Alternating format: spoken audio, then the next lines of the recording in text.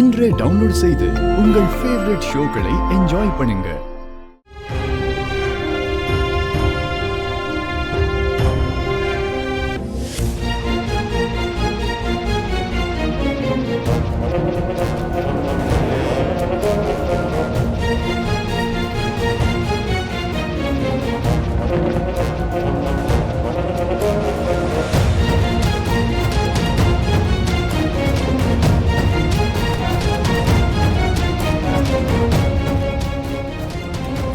இசை, அந்த பொண்ணு ஏதோ ஒரு டிஸ்டர்பன்ஸ்ல இருக்கா. கரெக்ட். உங்களுக்கும் அதான் தோணுச்சா? எனக்கு மட்டும்தான் அப்படி தோணுச்சுன்னு நினைச்சேன். நான் தான் இப்படி யோசிச்சுட்டு இருக்கேன்னு நினைச்சா உங்களுக்கும் அதுதான் தோணுதுன்னா அப்போ சம்திங் இஸ் ராங். அந்த பொண்ணுக்கு இந்த கல்யாணம் பண்றதுல எந்த சந்தோஷமும் இல்ல. நம்ம போய் என்ன விஷயம்னு கேட்டு பாப்போமா? வேண்டாம் இசை, இப்போ எதுக்கு? கேட்காம எப்படிங்க தெரியும்? அவளுக்கு ஏதோ ஒரு பிரச்சனை இருக்கு. அது என்னன்னு போய் கேட்போம். அது யாருக்கும் தெரியக்கூடாது. நீங்க என் கூட வாங்க. வாங்க ஐலி.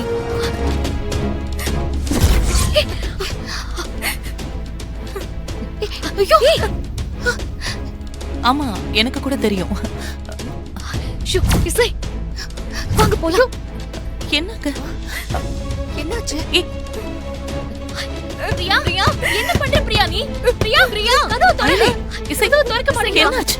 என்ன பிரச்சனை? பிரியா உள்ள சூசைட் ட்ரை பண்ணிட்டு இருக்கா. பிரியா, பிரியா, ஐலி பாத்து.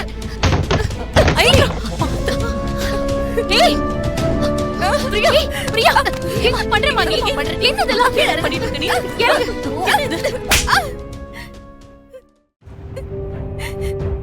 என்ன பண்ணிட்டு இருக்க நீ?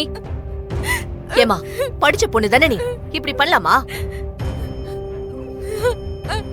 எதுக்கு இப்ப நீ அழுதுட்டு இருக்க? விடுங்க விடுங்க, அவ அழட்டும், நல்லா அழட்டும். இங்க பாரு, கொஞ்ச நேரம் நல்லா அழுதுரு. உன்னை நாங்க யாரும் டிஸ்டர்ப் பண்ணவே மாட்டோம். ஆனா அழுது முடிச்சதுக்கு அப்புறம் நீ ஏன் இப்படி செஞ்சேன்னு சொல்லணும். இப்ப அழு, நல்லா அழு. நான் காலேஜ் படிக்கும் போது அசோக் ஒரு பையனை லவ் பண்ண.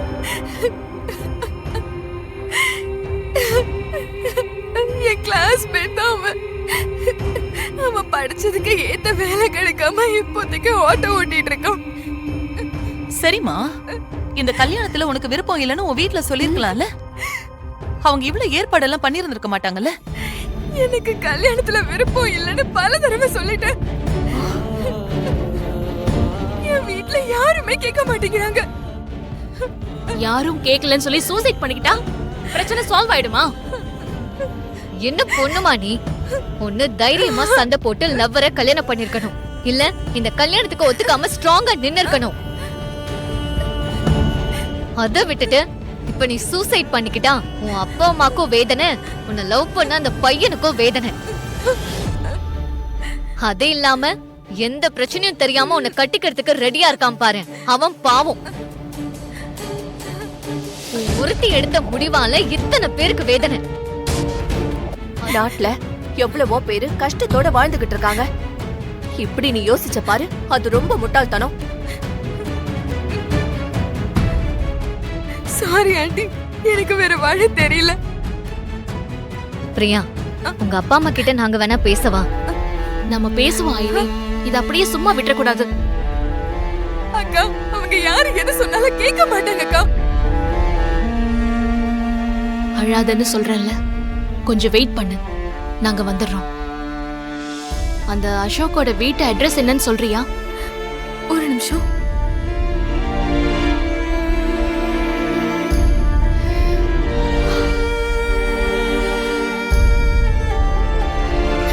அக்கா, இதுல அவரோட அட்ரஸ், போன் நம்பர் எல்லாமே இருக்கு.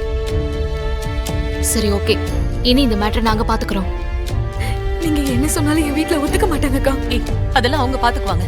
நீ இந்த மாதிரி கோழத்தனமா எதுவும் பண்ணாத, புரியுதா? சரி, நீங்க ரெண்டு பேரும் போயிட்டு வாங்க. ஐலி, இந்த கல்யாண பொண்ணு எவனையோ லவ் பண்றாளாம். அவ விரும்பினவன் கூட சேர்த்து வைக்கிறதுக்கு இவ கிளம்பி போயிருக்கா. அப்படியா? ஆமா. இவ ஒரு சோஷியல் சர்வீஸ் சொர்ணாக்கா.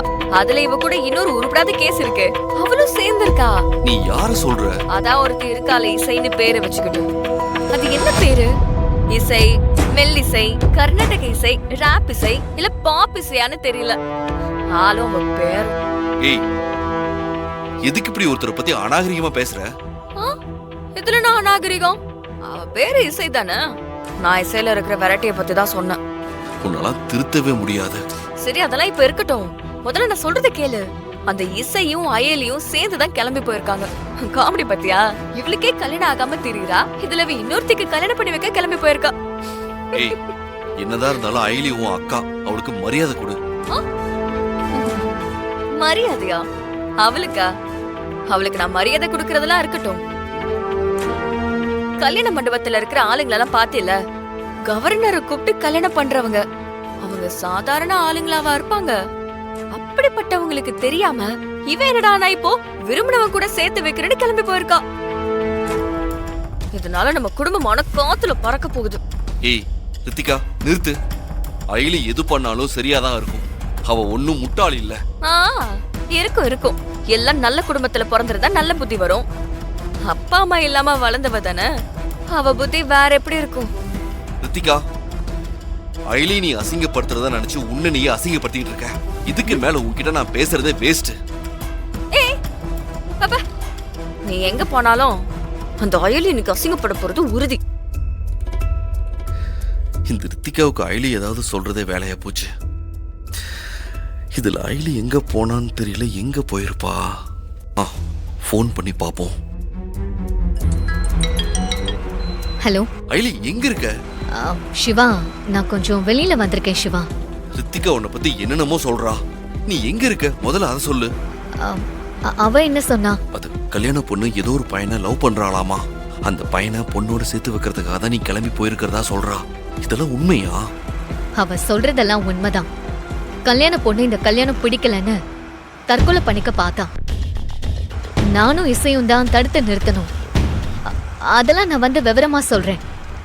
ஆனா நாங்க பொண்ணு ரூம்குள்ள பேசினது அவளுக்கு எப்படி தெரிஞ்சது? என்ன அயலி, மறந்துட்டியா? வீட்ல நம்ம ரூம்குள்ள ப்ளூடூத் வச்சு நம்ம பேசுறத ஒட்டு கேட்டவங்களுக்கு இவ்வளவு பெரிய மண்டபத்தில் நடக்கிறதெல்லாம் தெரிஞ்சுக்க முடியாதா என்ன? சிவா, எனக்கு ஒரு ஹெல்ப் பண்ணணும். என்னன்னு சொல்லு. நானும் இசையும் அந்த பொண்ணு லவ் பண்ண பையன் வீட்டுக்கு போயிட்டு இருக்கோம். அந்த பையனை கூட்டிட்டு வர வரைக்கும் இந்த விஷயத்த ரித்திகா மாப்பிள்ளையோட அப்பா கிட்ட சொல்லாம நீங்க கொஞ்சம் பாத்துக்கணும். ஏன்னா இந்த விஷயத்த வச்சே அவ ஏதாவது ஒரு பிரச்சனைய கிரியேட் பண்ணுவா. இந்த விஷயத்த என்கிட்ட சொல்லிட்டல, நான் பாத்துக்கிறேன்.